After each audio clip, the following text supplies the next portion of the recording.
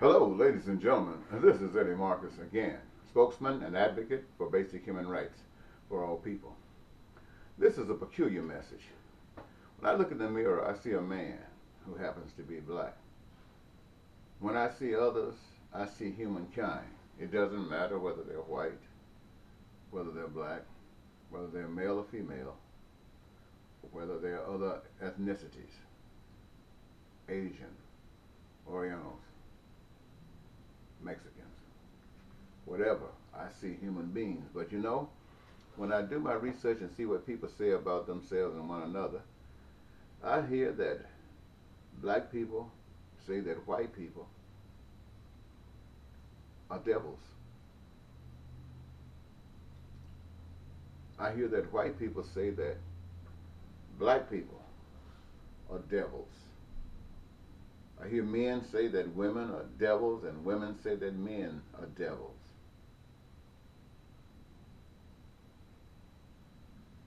I watch them, how they respond to certain things on Facebook and YouTube. You could take this glass and drop it on a concrete floor and film it being splattered. You could post it on Facebook, YouTube, and in a week's time you'll have over 1 million clicks. 1 million people will sign in to see glass splatter. And I think about why people are called devils. I'm reminded that in the beginning of America's nationalization, they slaughtered all nation of people called natives, or they called them Indians. They just slaughtered them. Did whatever it was. Sometimes sold them guns so they could fight whites and you can kill them for that. Or sold them guns for something that they could take advantage of just to get something. Then later on I find that they took black people and turned them into slaves and did all kinds of despicable things to them. I find out that they did the same things to Chinese and others of this that came into this country. Not only that, I understand that they went over and did some atrocious things to Iraq. Turned around and did the same thing to Libya. Now, these are white people. I've heard when they call black people devils, it's because what black people do to themselves. But even that, you got some black people calling black people devils and mean it and lifting up white people.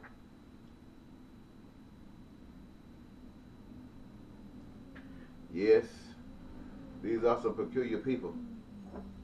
1 million of them will click on YouTube, Facebook, Twitter to see this glass splatter. You tell them about peace and prosperity and joy of meeting the needs of all the people on earth, including themselves. And it'll go a year. Maybe a person will click on it. Maybe it will be clicked on maybe 20 times. These things don't seem to matter.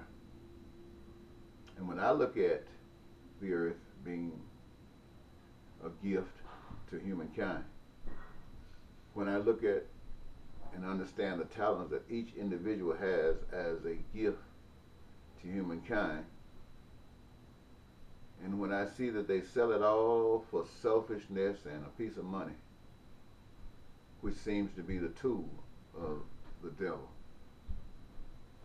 it makes me say that all humankind appears to be devils.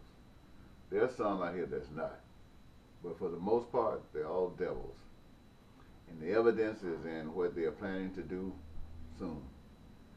To conquer anybody who wants to act like they're not a devil. And kill many of those that have been identified as devils. So, I still believe that it's possible that humankind can wake up. I believe this because I know that God made us all. I also know that God will allow us to suffer if we don't straighten up on our own. In other words, you will say, if God be God, why would he let an atomic bomb drop? And the answer to that is this: and if God be in you, why would you allow atomic bomb to drop? You say, if God be real, why would he allow so many people to suffer? And I say, if God be in you, why do you allow so many people to suffer? You might say people are dying from sicknesses of cancer and heart attacks and MS and so on and so forth. And why would God allow this to happen? I say to you, why do you allow it to happen? Yes, there are rich people who are planning to kill, and they've been doing it all the time, in every form or fashion you can imagine. And you will say, why don't God stop this? I say, you claim to have God in you. Why don't you stop it? You see, what I understand is this.